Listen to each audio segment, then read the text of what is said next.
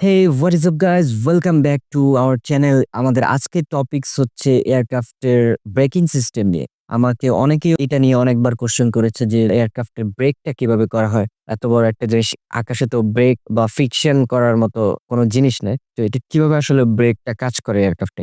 তো আমাদের আজকের এই পুরো ভিডিওতে আমি এয়ারক্রাফটের এই ব্রেকিং সিস্টেম সম্পর্কে আপনাদেরকে বলবো এবং এটার ব্রেকটা কিভাবে করা হয়। এত বড় হেভি একটা এয়ারক্রাফট কিভাবে ব্রেক করা হয় সেটা সম্পর্কে পুরো ডিটেইলস আপনাদেরকে আজকে বলার চেষ্টা করব। এয়ারক্রাফটের ব্রেকিং সিস্টেমটা ৩ টা পার্টে আমি ভাগ করেছি বা ৩ টা পার্টে এটার ব্রেকিং সিস্টেমটা হয়ে থাকে। একটা হচ্ছে অ্যারোডাইনামিক ব্রেক, সেকেন্ড সেটা হচ্ছে থ্রাস্ট রিভার্সার বা রিভার্স থ্রাস্ট, আর আরেকটা হচ্ছে হুইল ব্রেক, যেটা হচ্ছে জেনারেল হুইল ব্রেক, হুইলের মাধ্যমে ব্রেক হয়ে থাকে। তো এই ৩ টা সিস্টেমে এয়ারক্রাফটে ব্রেক হয়ে থাকে। তো ১ম যে সিস্টেমটা সেটা হচ্ছে অ্যারোডাইনামিক ব্রেক। অ্যারোডাইনামিক ব্রেক বলতে বোঝাচ্ছে যে এয়ারের সাথে এয়ারক্রাফটের সারফেসের মাধ্যমে কোনো একটা সিস্টেম করে ব্রেক করার নামটা হচ্ছে এখানে অ্যারোডাইনামিক্স ব্রেক। অ্যারোডাইনামিক ব্রেকসটা মেইনলি এয়ারক্রাফটের উইংস এর মাধ্যমে হয়। এয়ারক্রাফটের উইংস এর ৩ টা কন্ট্রোলিং সারফেস থাকে। একটা হচ্ছে স্ল্যাটস সামনের দিকে থাকে, তারপর হচ্ছে স্পয়লার, তারপর হচ্ছে ফ্ল্যাপ।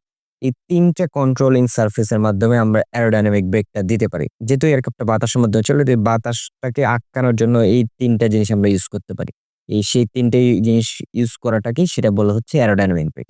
তো স্ল্যাশ যেটা হচ্ছে এয়ারক্রাফটের ঠিক সামনের দিকে থাকে। উইংস এর ২ পাশে উইংস এর সামনের যে কন্ট্রোলিং পোরশনটা, যেটা একটু নিচের দিকে এক্সটেন্ড করা যায় সেটাকে স্ল্যাশ বলে। এটা হচ্ছে mainly high angle of attack এর জন্য ইউজ করা হয়। মেইনলি ল্যান্ডিং এর সময় এই স্ল্যাশটা ইউজ করা। হাই অ্যাঙ্গেল অফ অ্যাটাক আমি আমার অন্য একটা ভিডিওতে বলেছিলাম যে রিলেটিভ উইন্ড এর সাথে এয়ারক্রাফটের উইংস এর কর্ড লাইনের যে অ্যাঙ্গেলটা সেটা অ্যাঙ্গেল অফ অ্যাটাক। আর এই অ্যাঙ্গেল অফ অ্যাটাকটাকে বেশি করার জন্য এই স্ল্যাশটাকে সামনের দিকে আরো যদি আমরা এক্সটেন্ড করি, তখন এই লেন্থ আরো বেশি হয়, তখন অ্যাঙ্গেল অফ অ্যাটাকটাও বেশি হয়। আর অ্যাঙ্গেল অফ অ্যাটাক এর একটা সূত্র হচ্ছে, যেটা হচ্ছে যত অ্যাঙ্গেল অফ অ্যাটাক আমরা বাড়াবো তত এটার স্পিড স্লো হবে। যেহেতু আমাদের মেইন কাজ হচ্ছে স্লো করা, তার মানে আমরা এই সারফেসটার মাধ্যমে আমরা ম্যাক্সিমাম এক্সটেন্ড করে আমরা সেই এয়ারক্রাফটের স্পিডটাকে স্লো করতে পারি। সো এটা হচ্ছে সেই স্ল্যাটস এর কাজ। এটা মেইনলি ল্যান্ডিং এর সময় ইউজ করা হয়। আরেকটা যেটা সেটা হচ্ছে স্পয়লার। এই স্পয়লারটা হচ্ছে এয়ারক্রাফটের ঠিক উইংস এর পিছনের দিকে থাকে এবং উপরের পোরশন এ থাকে। এটা উপরের দিকে এক্সটেন্ড হয়। এই স্পয়লারের আরেকটা নাম হচ্ছে স্পিড ডাম্পার বা স্পিড ব্রেকারও বলা হয় এটাকে মাঝে, মাঝে। এটা মেইনলি আর্মড করা হয় যখন এয়ারক্রাফটটা ল্যান্ড হয়। স্পয়লারটা উপরের দিকে উঠে যায় এবং এয়ারটাকে আটকানোর চেষ্টা করে। যেহেতু আমাদের মেইন কাজ হচ্ছে এয়ারটাকে বাধা দিয়ে প্লেনটাকে স্লো করা। সো এই স্পয়লার পোরশনটাও আমরা তখন আর্মড করে দিলে তখন এটা উপরের দিকে উঠে যায়। তো সেটার মাধ্যমে এটার স্পিডটাকে স্লো করে। ফ্ল্যাপ হচ্ছে একটা এয়ারক্রাফটের মোস্ট ইম্পোর্টেন্ট থিং উইংস এর, যেটা হচ্ছে ফ্লাইটের সময় কাজে লাগে। অথবা আমরা যদি ফ্ল্যাপটাকে ম্যাক্সিমাম ডাউন করে থাকি, দেখা যাচ্ছে বোয়িং 787 এ আমরা ৩০ ডিগ্রি পর্যন্ত ফ্ল্যাপটাকে ডাউন করতে পারি। তার মানে নরমাল পজিশন থেকে এই উইংস এর ফ্ল্যাপটাকে ৩০ ডিগ্রি পর্যন্ত আমরা নিচের দিকে নামাতে পারি। তো ফ্ল্যাপটার আরেকটা কাজ হচ্ছে লিফট বেশি ক্রিয়েট করে। সো আমরা ফ্ল্যাপটা যত বেশি নিচে নামাবো তত বেশি লিফট ক্রিয়েট করবে বা তত বেশি এটা উপরের দিকে উঠার প্রবণতা হবে। কিন্তু এটার আরেকটা কজ আছে, যেটা হচ্ছে লিফট যত বেশি হবে এয়ারক্রাফটটা তত স্পিড স্লো হবে। সো ওই সূত্র অনুযায়ী আমরা ফ্ল্যাপটাকে হচ্ছে ম্যাক্সিমাম যদি আমরা এক্সটেন্ড করি বা সর্বাধিক যতটুকু নিচে নামানো যায় বা ৩০ ডিগ্রি এখানে দেখা যাচ্ছে। এই ৩০ ডিগ্রি ফ্ল্যাপ পজিশন যদি আমরা দেই, তখন হচ্ছে এটার স্পিডটাও স্লো হবে।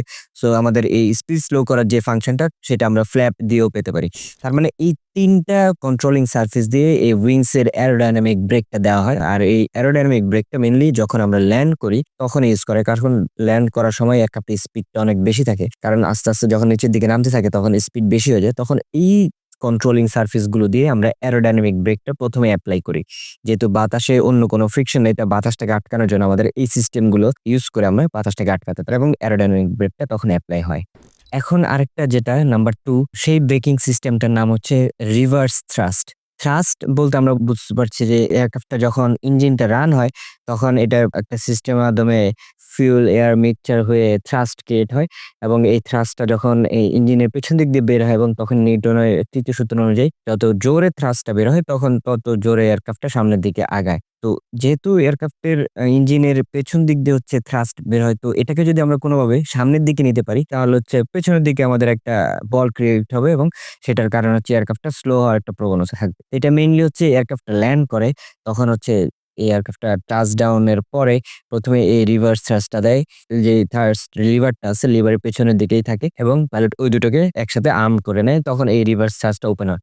এই রিভার্স থ্রাস্টটা ম্যাক্সিমাম 70% পর্যন্ত থ্রাস্টটাকে রিভার্স করতে পারে। যখন ম্যাক্সিমাম 70% পর্যন্ত থ্রাস্ট এখানে দিবে ফুল থ্রোটলে, তখন হচ্ছে এই 70% পর্যন্ত ইঞ্জিনের থ্রাস্ট ব্যাকওয়ার্ডে যাবে, যেটার কারণে আমরা থ্রাস্টটাকে বিপরীত করতে পারবো। এবং এই রিভার্স থ্রাস্টটাকে অনেক সময় পাওয়ার ব্যাক হিসেবেও কাজ করে, বা পেছনের দিকে যাওয়ার ক্ষেত্রেও এই রিভার্স থ্রাস্টটা মাঝে, মাঝে ইউজ করা হয়। এই রিভার্স থ্রাস্ট ইউজ করে আমাদের যে হুইল ব্রেকটা আছে, হুইল ব্রেকটা ইউজ করার আগে আমরা যদি রিভার্স থ্রাস্ট ইউজ করি, তো দেখা যাচ্ছে হুইল ব্রেকের উপর চাপটা বা প্রেশারটা কম পড়ছে। এই রিভার্স থ্রাস্টটা ৩ টা টাইপের আছে। তো ১ম টাইপটা হচ্ছে টার্গেট থ্রাস্ট রিভার্সার বলা হয় এটাকে। টার্গেট থ্রাস্ট রিভার্সার এই সিস্টেমটা পুরোটা হাইড্রোলিক্যালি অপারেট হয় এবং ইঞ্জিনের ঠিক পেছনের দিকে ২ টা বাকেটের মতো জিনিস থাকে, যেটা হচ্ছে হাইড্রোলিক্যালি অপারেটেড। এই বাকেট দুটি একসাথে মিলে যায় এবং এই থ্রাস্টটা পেছনে এই পাতগুলোতে লেগে এবং অপোজিট দিকে এই থ্রাস্ট গুলা বের হয়। তখন এই এয়ারক্রাফটটা পেছনে হয়ে থাকে। আর এটা ইঞ্জিনের যে থ্রাস্টটা বের হয় সেটাকে এফেক্ট করে, বা পুরো হোল ইঞ্জিনের থ্রাস্টটাকে অপোজিট ডিরেকশনে প্রবাহিত করে। এটা মেইনলি হচ্ছে ফাইটার এয়ারক্রাফট গুলোতে ম্যাক্সিমাম ইউজ করা হয়, এবং অনেক সময় টার্বোজেট ইঞ্জিন গুলো থাকে সেগুলোতে এই টার্গেট থ্রাস্ট রিভার্সার এই সিস্টেমটি ইউজ করা হয়। তো আরেকটা যেটা সিস্টেম 2 যেটা এই থ্রাস্ট রিভার্সারের, সেটা হচ্ছে ক্ল্যাম শেল।